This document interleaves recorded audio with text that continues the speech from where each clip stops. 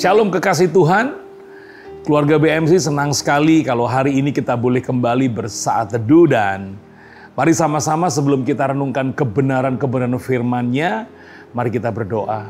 Bapa, kami mengucap syukur buat hari yang luar biasa, hari yang Kau jadikan. Dan kami percaya hari ini kami masih diberi kesehatan oleh Tuhan. Kami masih disertai, dilindungi, menerima kebaikan-Mu. Terima kasih Tuhan, dan tiba saatnya hari ini kami akan merenungkan kembali firman-Mu dan kami mau belajar tentang live in His grace, bagaimana kami hidup di dalam anugerah dan kasih karunia-Mu. Roh Kudus, urapi kami untuk mengerti setiap kebenaran yang kami akan renungkan. Di dalam nama-Mu kami berdoa dan mengucap syukur. Haleluya. Amin.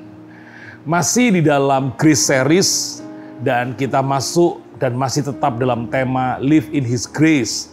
Bagaimana kita bisa terus hidup di dalam anugerah-Nya yang begitu besar. Kita sudah mendengar banyak sekali ayat-ayat yang mengatakan bahwa kasih-Ku kepadamu begitu besar, anugerah-Ku kepadamu begitu besar. Dan hari ini mungkin ada pertanyaan di antara kita bahwa kalau memang kita hidup dalam anugerah yang besar, mengapa masih ada masalah? Kenapa hidupku nggak mulus seperti yang lain? Kenapa masih ada batu-batu bahkan kerikil-kerikil yang menghalangi kehidupanku? Kekasih Tuhan, kalau kita menghadapi kerikil-kerikil, pergumulan-pergumulan dalam hidup, harusnya kita bersyukur. Karena apa? Karena dengan adanya pergumulan-pergumulan itu, kita akan bisa melihat bagaimana anugerah Tuhan itu dinyatakan dalam kehidupan kita. Kita akan melihat contoh dalam Alkitab bagaimana seorang rasul, dia berdoa untuk pergumulan yang sedang dia hadapi.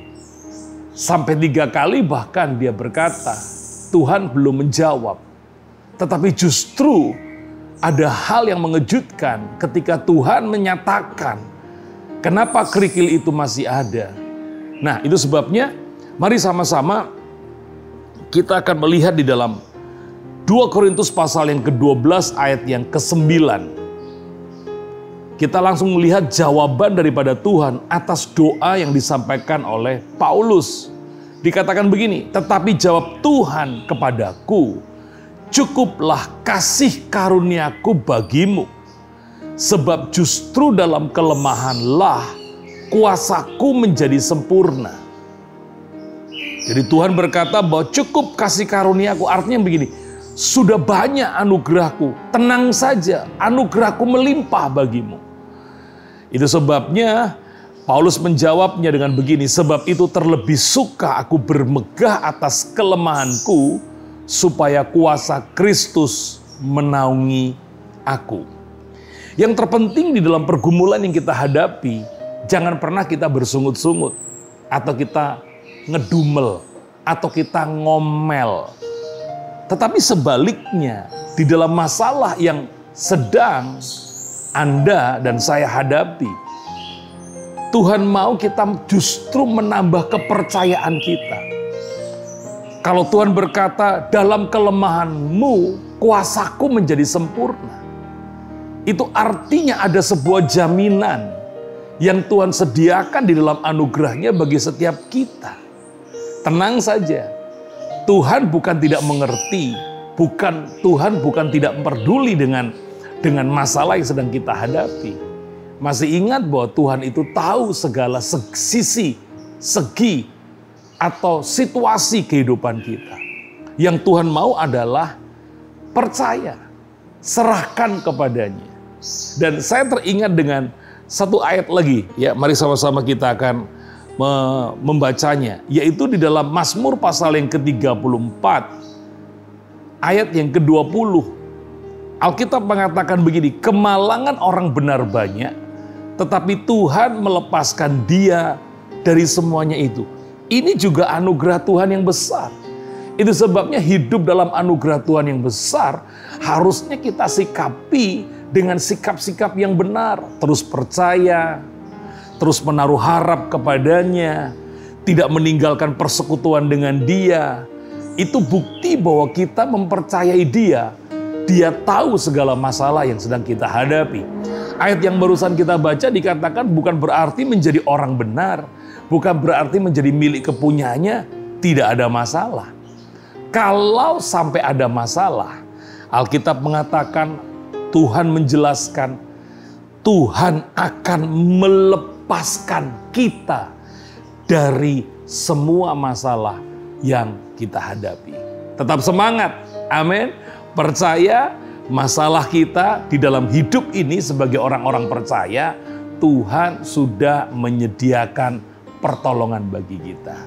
Tugas kita sekali lagi cuma percaya, berharap, dan terus mendekat mencari wajahnya. Tuhan memberkati. Mari sama-sama kita berdoa. Bapa, kami mengucap syukur buat pengajaran pada hari ini bahwa Engkau selalu peduli, Engkau mengerti apa yang sedang kami hadapi.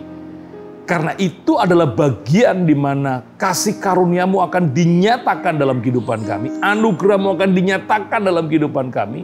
Sehingga kami sebagai orang-orang percaya akan selalu melihat kebaikan-Mu yang tidak pernah habis di dalam hidup ini. Terima kasih Tuhan.